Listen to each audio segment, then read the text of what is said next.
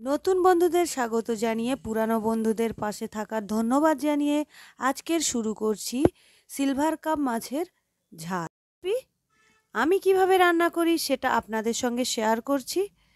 আর আমার চ্যানেলটাকে অবশ্যই সাবস্ক্রাইব করবেন আর লাইক কমেন্ট করে পাশে থাকবেন আর বন্ধুবান্ধবের সঙ্গে আমার ভিডিও শেয়ার করবেন। চলুন তাহলে দেখে নেওয়া যাক।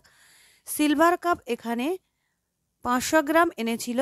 খুব বড় সিলভার কাপ মাছ, একটা করে দাগা 3-4 পিস করে টুকরো করে কেটে নিয়েছি। এগুলো ভালো করে ধুয়ে নিয়েছি। নিয়ে এখন এগুলো লবণ হলুদ মাখিয়ে আমি তেলে ভেজে নেব। মাছটা একটু কড়া করে ভেজে নিয়েছি। এগুলো এখন একটি পাত্রে করে তুলে নেব। আর এই তেলের মধ্যে আমি রান্না করব। এই তেলের মধ্যে আমি দিয়ে দিলাম কালো জিরে আর 2টো কাঁচা লঙ্কা মাঝখান থেকে চিড়ে দিয়ে দিয়েছি। তারপরে একটি পেঁয়াজ বেটে নিয়েছিলাম, পেঁয়াজটাও দিয়ে দিলাম। এরপরে ভালো করে এটা আমি কষিয়ে নেব। কষিয়ে নেওয়ার পর যখন বাদামি কালার হয়ে যাবে এর মধ্যে আদা রসুনের পেস্ট দিয়ে দেব। এরপরে আবারও খুন্তি নিয়ে ভালো করে আমি এটা নেড়ে দেব।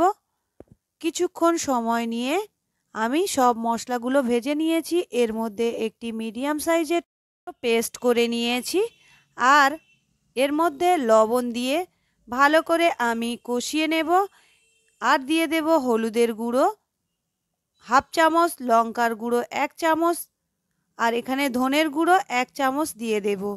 দিয়ে সব মশলা আবারও ভালো করে কষিয়ে নেব। মশলাটা যত সুন্দর করে কষাবেন তরকারির টেস্ট ততটাই সুন্দর হবে। ভালো করে কষিয়ে নিয়ে এর মধ্যে সর্ষে আর জিরে বেটে রেখেছিলাম এটাও দিয়ে দিলাম। দিয়ে ভালো করে একটু সুন্দর করে কষিয়ে নিয়েছি। এরপরে এখানে আমি পরিমাণ মতো পানি দিয়ে দেব।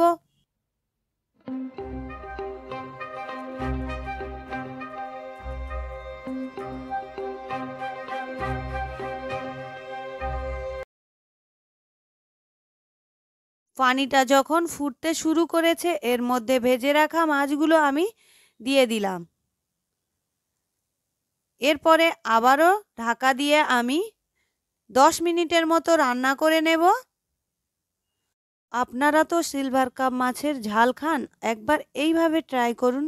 আশা করি আপনাদের ভালো লাগবে। ভালো লাগলে লাইক কমেন্ট শেয়ার করে দেবেন, পাশে থাকা বেল আইকন প্রেস করবেন আর সাবস্ক্রাইব করতে ভুলবেন না। অল নোটিফিকেশান অন করে দেবেন।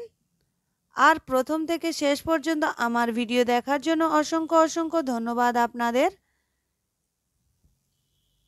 আজকের এখানে বিদায় নেব। আবারও পরের ভিডিওতে দেখা হচ্ছে। সুন্দর ভিডিও নিয়ে আবারও হাজির হয়ে যাব আপনাদের মাঝে। আল্লাহ হাফেজ।